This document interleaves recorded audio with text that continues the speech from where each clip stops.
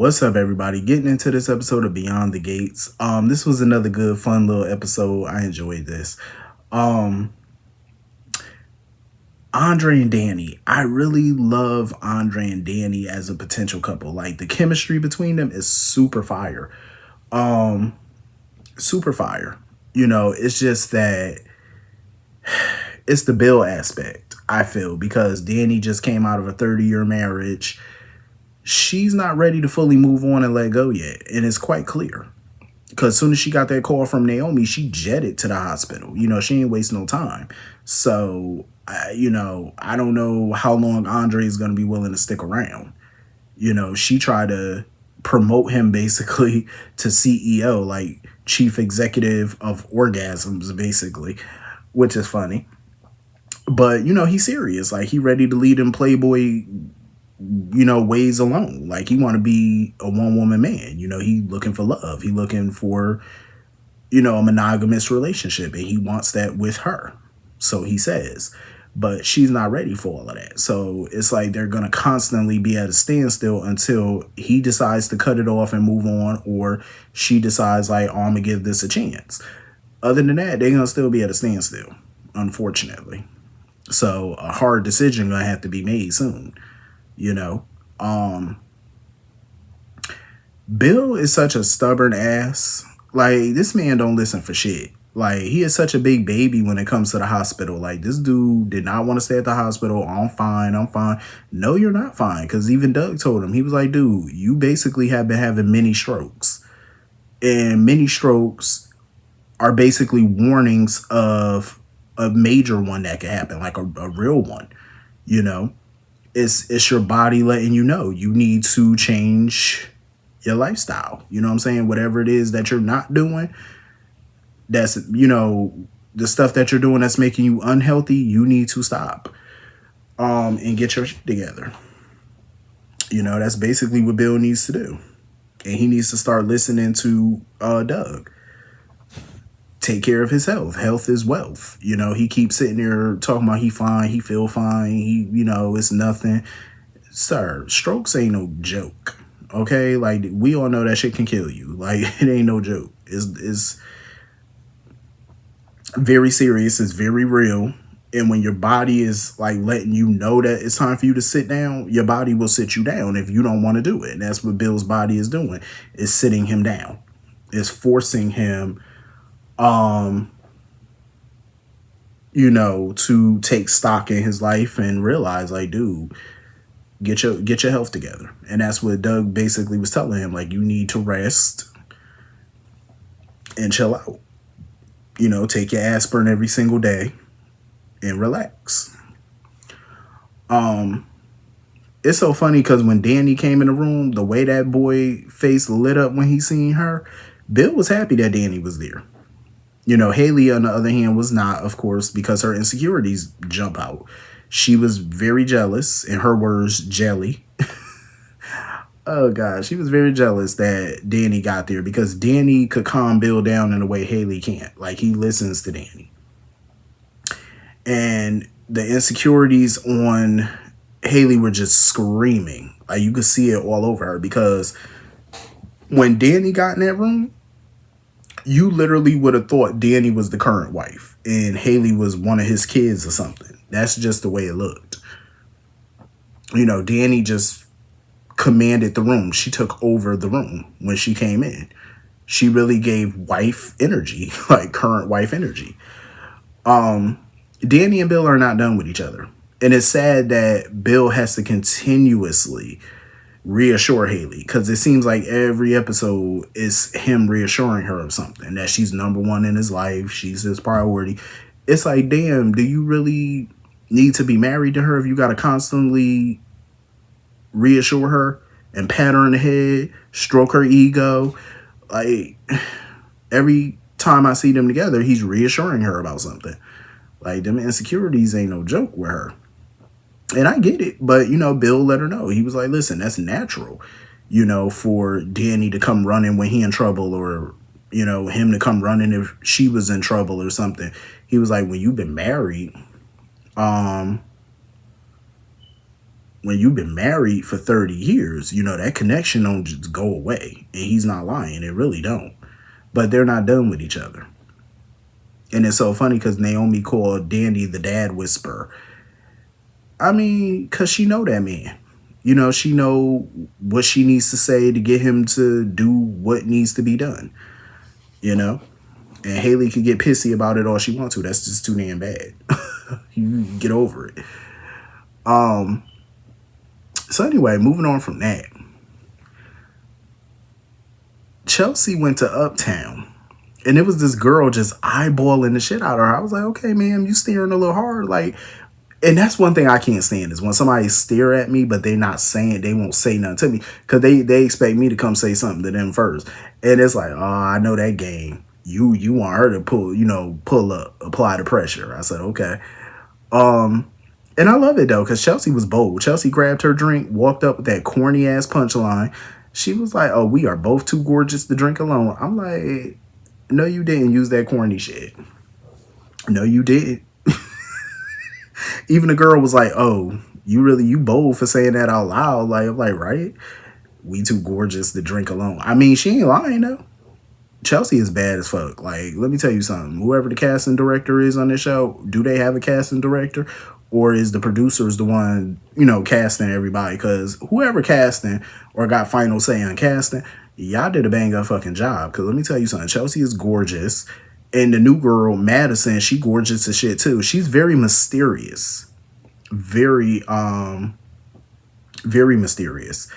And it intrigued me. They had a real deep conversation though, but I just felt like Chelsea was spilling more tea about herself than Madison was about herself. Like the most we got out of Madison was her name. That's the most we know about this girl, is her name. And when Chelsea was, getting that phone call, like her phone was ringing and stuff like that, or she was getting texts or whatever about her father, because, she was ignored Naomi's phone call about Bill being in the hospital or whatever. When she got that text, I noticed how fast Madison got up and ran out of Uptown. I said, now why she leave so quickly? I said, what's going on with her? But she fine though. And I could tell that, Chelsea was baffled by her getting up and leaving so quick. But I know Chelsea is intrigued by her. And Chelsea definitely going to see her again. I don't even think Chelsea got her number. But they had a real deep conversation. Like, I think Madison asked her, like, what does life mean to her or something of another. But they was having some real good conversation. I love that, though. Like, just going out. See, this is what I'm talking about. Because this stuff on this show is so relatable. Like, Chelsea being up in the club. Chelsea being in the club, having just this deep conversation with a stranger. It's so relatable because I've done that. When I was on my cruise, at the pool side, because they got bars out in the pool side on the deck, and the bars at the club and stuff like that. You just meet random people at the cruise. You know what I'm saying? We sit down, we have conversations and stuff, and I met so many wonderful people. That's why this scene resonated so much with me, because I've been through this. Like, and I know other people out there have been through that, where you just go somewhere, and you meet somebody, complete stranger, and y'all just have such a dope conversation.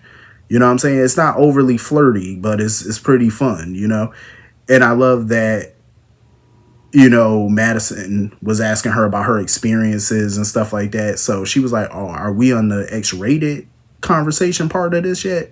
She was like, no. She was like, okay, so I'm going to give you the PG version. And I love how she told the story about when she was in Europe and stuff like that. And she, ran into this parade and they pulled her up on the float or whatever, and she was just greeted by all these nice Europeans and stuff, and they were so nice to her, and they ain't know her from a can of paint. I love that story. I love that whole scene with her and Madison. So I hope we do see Miss Madison again, because she's very mysterious and very intriguing, and I want to know more about her. Like, what's her deal?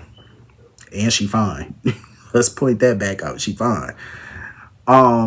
Because when Chelsea was sitting with her, it was basically like, Allison who? Baby, Chelsea forgot all about Allison in that moment. She forgot all about that girl. And I am so happy, because I got so tired of Chelsea moping about Allison. Like, baby, let's move on from Miss Allison, okay? So anyway, moving on from that. That scene with Anita and Vernon, I loved it. Because Anita owns her shit. You know what I'm saying? She owned it. And for years she tried to get away from it, try to bury the past, and now she had to look the past in the face again, and she's owning it. You know, she feels terrible for what happened to Barbara. Feel terrible. You know, and even back then she tried to right that wrong. You know, she tried to send Barbara parents or her family some money anonymously, but she knows that money is not going to replace what they lost. You know, all the money in the world don't make up for what they lost. You know, and I respect that. At least she's big enough to own it. And she just wanted to live with that for the rest of her life. But this is why she didn't want to tell Vernon, because she knew Vernon was going to say things to make her feel better. And that's not what she wanted. Like, she just want to wallow in pity and blame herself for all of that.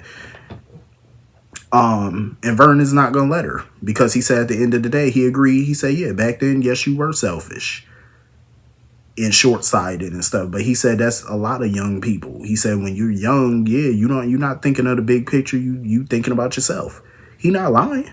He ain't lying. A lot of us had selfish moments. Shit, even now, as we get older, sometimes we be having that little selfish moment, you know, where we just want to look out for ourselves and stuff and say to hell with everybody else. Sometimes we have that. I done had that a million times over just in the past 3 months.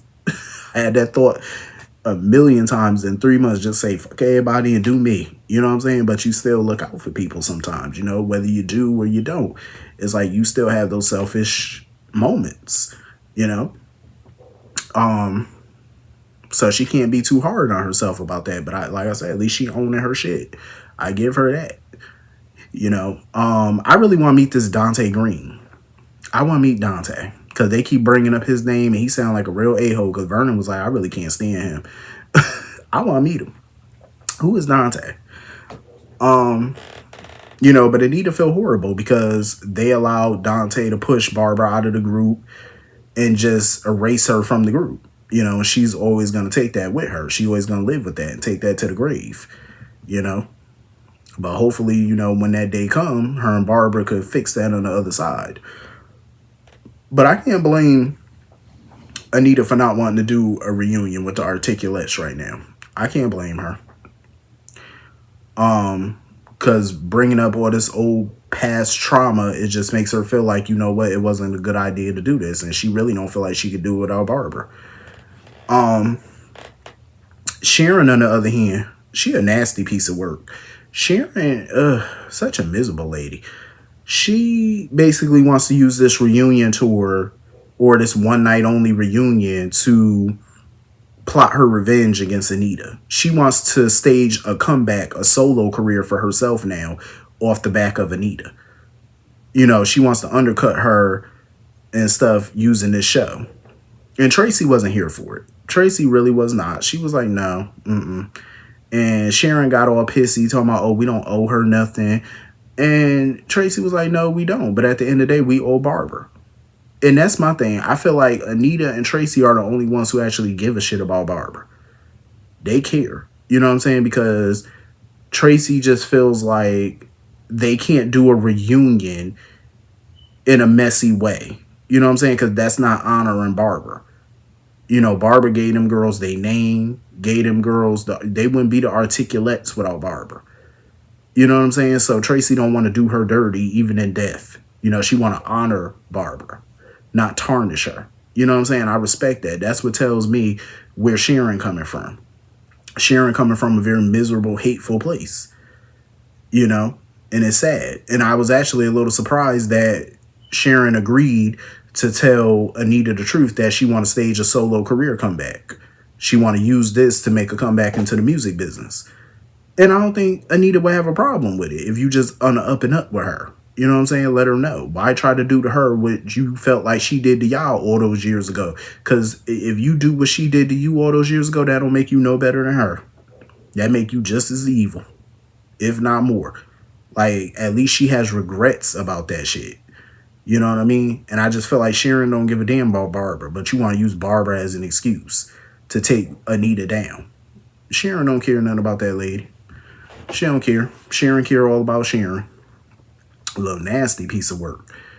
So now Tracy gotta, you know, get Sharon, and they gotta convince Anita to do this tour now.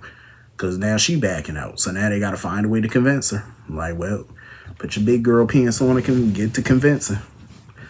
So anyway, moving on from that, Leslie asked and went to that hospital. Her scenes with Shanice are funny as shit. I love her scenes with Shanice. Shanice was like, no, I know you. She said, I remember your ass. She said, you was up in here. She said, you better not try to go your ass in none of these rooms. She there for the security footage, basically. Talking about she trying to claim her innocence or whatever. She trying to prove her innocence.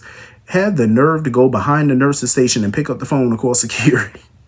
Shanice was like, give me that phone. I was like, yo, Leslie is wild.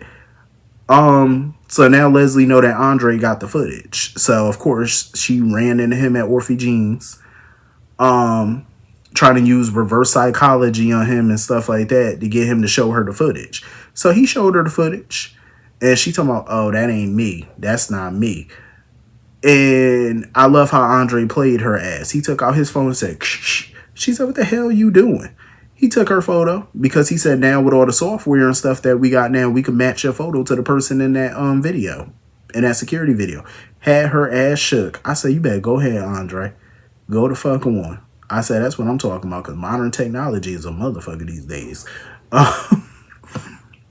With all that equipment the police department got, and especially the feds now, oh, they could get you. Oh, they could get you.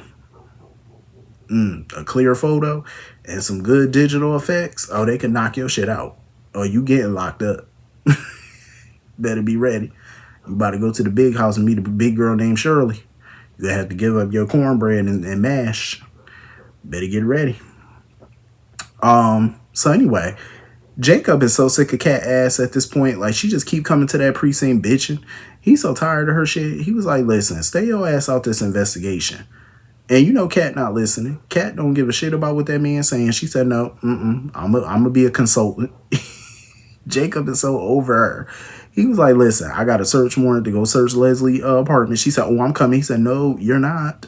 He was like, you going to sit your ass here. You ain't going. Like, I get where Kat coming from, because let's be for real. Kat been on her sleuthing shit lately.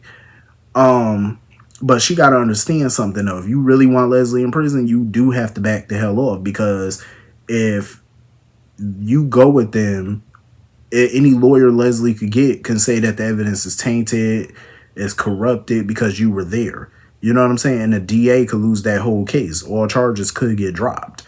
And sometimes with prejudice, meaning you can't refile those charges against her. So now she's going to be fully free. So Kat got to listen to Jacob on this and back the hell off. I do like her style, though. Hell of a detective in training. I give her that much. Shit, she do more than the PD do. Shit, she done bust this case wide open, because I feel like they wouldn't even have that search warrant if it wasn't for the moves Kat was making. Like, let's be for real. And Kat, you know Kat wanted her credit. Kat was like, oh, I'm going to take 100% credit for it, as she should, because let's be for real. Kat been on her shit. I'm just saying, she been on it. She been on her P's and Q's. I said, go ahead, Kat. But anyway, that was pretty much the whole episode. Hit the comment section. Let me know what you all thought, and I'll see you all later. Peace.